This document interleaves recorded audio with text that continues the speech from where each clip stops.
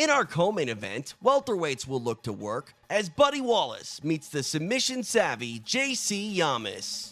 Fighting out of Modesto's lauded Last Stand fight team, Buddy Wallace returns to the Palace tonight for the first time since 2014, having shared the cage with veterans Max Griffin, Juan Carnero, and Justin Baseman. Wallace's biggest win came in 2013 over UFC veteran Marco Polo Reyes. Now he looks to rise to prominence when he showcases his skills in tonight's co-feature. JC Yamas is no stranger to the TPF cage, as he's undefeated here in Lemoore, defeating veterans Kenny Ento and Zane Kamaka. He now looks for his third straight promotional victory. A win here tonight could put him in the conversation as one of Tachi's elite-level welterweights. Coming up next, it's our co-main event of the evening as Modesto's Buddy Wallace battles Bakersfield's JC Yamas. This is Tachi Palace Fights. Co-main event of the evening coming your way. Buddy Wallace, 13-6. Wants to go by Randall now, so I'll call him Randall Wallace, 13-6, coming off a big win over Angelo Trevino by guillotine. And he's coming out of that Last Stand fight team, and we saw some of those guys earlier on, Angel Deanda amongst them, and he is taking on JC Yamas, the leg lock monster from Modesto, as you see JC making his way down to the cage. And I like his shirt, it says, "Prove me wrong." It's a good shirt. JC Yamas, thanks for that feedback, Leslie Smith. Yeah. JC Yamas, born in Bakersfield, lives in Bakersfield, representing Bakersfield, holds a win over Team Diaz Gracie fighter Chris Quiddiquit back in April 2016. He's rattled off 3 out of his last 4 wins. His last fight was a technical unanimous decision loss to James Terry at Bellator 172. But from Bellator to Tachi Palace, here he comes to take on Randall Buddy Wallace in our co-main event of the evening. His record is 8-6, but any of his losses have not been stoppages. He has never been stopped during the fight. Those all came by decision. Absolutely, 5'9" tall, and we'll see the tail of the tape momentarily, but I gotta tell you, Chris Quiddiquit, I've trained with him quite a bit, and I'm sure you have as well over at Team Diaz. He's a great fighter, and I saw that fight, and I gotta tell you, man, I'm impressed with JC Yamas on every level. He is a tremendous fighter. Don't let the record fool you. This kid can absolutely go. Definitely, and that's the thing about records, is that people can get a sexy record if they're friends with their promoter, if that kind of thing. But sometimes when you come out with a record, That doesn't happen at Tachi Palace. Sometimes if you come out with a record like this, it means that you've taken the tough fights. It means that you've gone up against the tough guys, that you're not scared to take whoever is offered to you. And sometimes that can mean a whole lot more than a super sexy record. And here comes the man out of Last Stand fight team, Randall Buddy Wallace. Let me just tell you something. I know he beat Angelo Trevino recently, but this guy has fought a who's who of mixed martial artists, including Bellator fighter Justin Baseman, former global champion, as well as current UFC champion Max Payne Griffin, another one of my broadcast partners. He's worked with us, and this guy's fought everybody. So Randall Wallace is no slouch, and he'll go with anyone, anytime, anywhere. And tonight he'll go with JC Yamas. And he's got some exciting finishes too. He's 13-6. Out of those 13 wins, 5 of them were TKOs and 6 of them were submissions. Only 2 decisions. So he's used to stopping the fight before the end. Absolutely, and he's fought Justin Baseman 3 times, one of those big trilogies out here on the West Coast, and he fought Max Payne Griffin twice. So this is going to be a heck of a fight. If you're just joining us, guys, welcome to SureDog.com and welcome to Tachi Palace Fights 31. I am Jim Cooley, the Voice of Champions, at Voice of Champions on Instagram, along with at Leslie Smith MMA, the one, the only, the Peacemaker UFC Bantamweight Leslie Smith. And we are live from the Tachi Palace Resort and Casino in Lemoore, California. This is the co-main event of the evening, Randall Buddy Wallace versus JC Yamas. And coming up next, stick around because it's Adrian Diaz putting his featherweight title on the line against current bantamweight champion Cody Gibson. But before that happens, we've got a hell of a fight on our hands right here, Leslie Smith. Oh yeah, JC Yamas is already looking to make this cage his. He's feeling the bounce. He's feeling the way the grip. That's a big deal, feeling the way that the grip, the way that your feet connect with the mat and Absolutely. how you can move on it. That's one of the reasons that we always see fighters walk inside the cage and start moving around, bouncing around. It's to get the idea of as we look at the tail of the tape. 2 inches for Braveheart Buddy Wallace. And about the same weight there, and a 4-year difference there. JC Yamas a little bit older, 13-6 versus 8-6. Very, very close, just that 2-inch difference. Not sure how much reach that's going to give Randall Wallace, but we'll see. Meanwhile, let's send it up to the veteran voice of Tachi Palace, the Iron Man, Tyson Johnson. Ladies and gentlemen, it's now time for the co-main event of the evening. This bout will be 3 5-minute rounds in the welterweight division. Introducing first, fighting out of the blue corner. This fighter stands 5 feet 9 inches tall. He weighed in at 170 pounds. Ladies and gentlemen, he has a mixed martial arts record of 8 wins and 6 defeats. He hails from Bakersfield, California. Please welcome the leg lock monster, JC Yamas. And his opponent fighting out of the red corner stands 5 feet 11 inches tall. He weighed in at 170 pounds. He represents the Last Stand Fight team with a mixed martial arts record of 13 wins and 6 defeats. He hails from Oakdale, California. Please welcome Randall Braveheart Wallace. Your referee for this bout is Mark Lawley. Here we go. Braveheart versus the leg lock monster. It is Randall Wallace in the red trunks with the black trim. The board shorts, let's call it, because they both have red trunks with black trim. And in the Valet Tudo grappling shorts, we have JC Yamas. And here we go. Mark Lawley's going to start him off. Co-main event of the evening, TPF 31, and we are underway. Let's see if the moving around and the backflip and all the motion that JC Yamas was doing it looks like it helped him get ready. Man, that was unorthodox. He grabbed the side of the temple of Randall and then tried to leg trip him on the inside, and now he's going to shoot for a single. No good there as Randall stuffs that and fires some shots in. JC was headhunting right off the bat here, and they clinch. Nice knee by Wallace. Buddy Wallace has grown up as a fighter. He started out as Buddy Wallace, no nickname, regular hair. Now he's got the Wallace haircut, the Braveheart nickname. Moved over to Randall, no more Buddy, and here he fights JC Yamas at TPF and has Yamas up against the cage.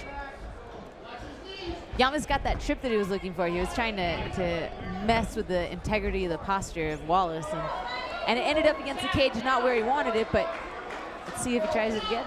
Buddy Wallace landed an elbow in there. And JC Yamas complaining to Mark Lawley that those kicks are low. I haven't seen either one of those land. I thought I heard that kick on his stomach, thigh, yeah, but or thigh, yeah. Those were sick jabs. I'm to not the sure. body. Yeah. But Yamas again appealing to Mark Lawley. I'm not exactly sure what he's bothered by right now. Something is upsetting him, and he keeps telling Mark Lawley about it. Meanwhile, he's in the middle of an MMA fight. And Buddy Wallace, Randall Wallace, staying on top of him. Uppercut attempt there from JC Yamas. Randall Wallace lands 2 clean shots. And there's bad intentions behind those punches, Leslie. Fakes a kick, throws a left, and there's swelling under the right eye of JC Yamas. Go ahead, Leslie. What was that kick called? Capoeira kind of kick? I don't even have a name for it. It was a capoeira kick. But it looked cool. It did. And you know what? It was effective. It was an orthodox strike, but it took the momentum back over to Yamas' side. Ooh. And Man, he's really bouncing off the cage and landing some blows really well. Wallace is pushing him back, but he's retaliating with that bounce off the cage punch. He's done that twice now. Oh, nice left hand followed by an uppercut, but firing back is JC Yamas, and we got a slugfest on our hands, Leslie. Single leg takedown attempt here. Can Wallace stuff it and fight it off? Yamas trips him, and down goes Wallace. And now in the open guard, closed guard now. And there's a blood coming from someone, Leslie. There's blood all over the leg of Randall. Looks like the blood's coming from Yamas because it's... Oh, and it's a lot. And earlier he was swelling underneath his right eye. Perhaps that actually got opened up. It is possible. When you're cut like that, sometimes you want to keep it grappling so that there's not a chance that they're going to stop the action and come and stop you. Half-hearted guillotine attempt there from JC Yamas as Randall Wallace is able to scramble out from underneath, and now he is on top of Yamas. See if he can. And he will take his back here, but he's way up high, Leslie. Now he's got his hooks in. Still pretty high. He's got his right arm underneath, and now he's in a good spot here, though, Les. He's got one arm trapped. He's got his hooks in. He's got time, 1.5 minutes left in this fight, plenty of time. He needs to flatten him out. And what does Llamas need to do from the bottom? Does he need to go 2-on-1 here on the hands, or what does he need to do to try to stop this? Well, he needs to deal with the hands and the legs, because he can clear himself from the hands, but the way that those legs are, you got to clear yourself from the legs too. And as gory as it sounds, the blood actually helps Llamas in this situation because it's harder to get the choke. He's a little bit more slippery. Yeah, maybe I was wrong about who was bleeding. It looks like Wallace is the one bleeding. Yeah, it doesn't even look like there's any blood on Llamas's face. And there's a lot of blood in that cage, and now Wallace is going to reset himself on the back of Llamas, and he has got under a minute to try to finish this. Instead, he's going to opt to go to full mount, create distance, posture up, and land blows, but Llamas is content to give him his back. Well, that's confidence in your submission defense. He's so high up on his back that he can't really finish when he's that high up on his back. And so as long as he keeps his butt up really high in the air, Llamas does, then now it looks like Llamas is the one bleeding. Maybe they're both bleeding. Oh, this is... They could both be bleeding. Ooh, are we going to get to head and arm, head and arm? But the blood, again, helps him slip out. That's interesting. He decided not to go for the head and arm and went back to the back. Oh, looks like Llamas is looking for a leg. And I'm going to tell you right now, they're both bleeding, going for a knee bar. Whoa. I don't know what happened there. Look at this, and I'll tell you right now, they're both bleeding. There's excessive blood coming out of the forehead and eye area of JC Llamas, but for his part, Randall Wallace is bleeding underneath his right eye. And this is a hell of a fight, like we knew it would be. Co-main event of TPF 31, and we got a lot of action early on, Leslie. I'm really excited to see which highlights we're going to get to see. I was curious about what happened at the very end, because it looked like he had that leg lock. It looked like he was going to get a knee bar to finish it, and then he kind of just stopped working on it. Early on in the fight, that was right at the beginning there. He does that temple grab and trip, and he got it. He got that trip multiple times. He's really good with that trip. Here's some nice shots from Randall Wallace that he landed. Firing back was JC Llamas, just missed with that uppercut. Here's the single leg, and this is what started the grappling game. And there's the knee bar you were talking about. Now let's see. So close to finishing it, but look, nothing Oh, you know ended. what it looks like? Stopped. It looks like they thought the round was over when they heard the 10-second tap. It looked like they both felt the round was over. They heard something that sounded like the end of the round because they both just gave up and got up to their knees, and neither one of them were striking each other. Well, ladies and gentlemen, you don't stop. Oh, is that the end of the fight? So what's going to happen here, I think, is the doctor has stopped it because of the cut. Got called. Oh my gosh. And I'll tell you what, if they didn't know the round was, if they didn't think the round was over, Llamas may have gotten that knee bar. Instead, the round ends, the doctor gets a close look at Llamas, the fight has been stopped, and Randall Wallace has won this bout. Wow, that was unexpected, and that was a crazy turn of events at the very end, between just letting go of that submission. Well, I was going to say, that's why you never stop until the referee puts his hands on you and tells you to stop. Absolutely. And that could have cost JC Llamas this fight, because that knee bar was tight. It looks like that is what happened. I would love to get a chance to ask him afterward if that is what happened. Absolutely. It looked to me like they both thought the round was over. They both sat up, and we'll have to look at it again, and we'll probably get another replay before this is all said and done. But I believe that's what happened. You can see them both just sort of half-heartedly sitting up, and that's usually what you do when the round is over and you're exhausted and you're both gushing blood. Now, we don't know yet. Richard Goodman is over there talking to Llamas, but I think this is going to be a doctor's stoppage. I think this was a great fight. You know what? They bounced off of every single wall on this cage. They absolutely need to do this again. I would love to watch this fight again. Both of them cut open, but the story of the end of the fight was the fact that JC Llamas' cut was just a bit worse as we send it up to Tyson Johnson for the official decision. Ladies and gentlemen, after round number 1 on the advice of the doctor due to an eye injury, the blue corner is unable to answer the bell for your winner by TKO, Randall Braveheart Wallace.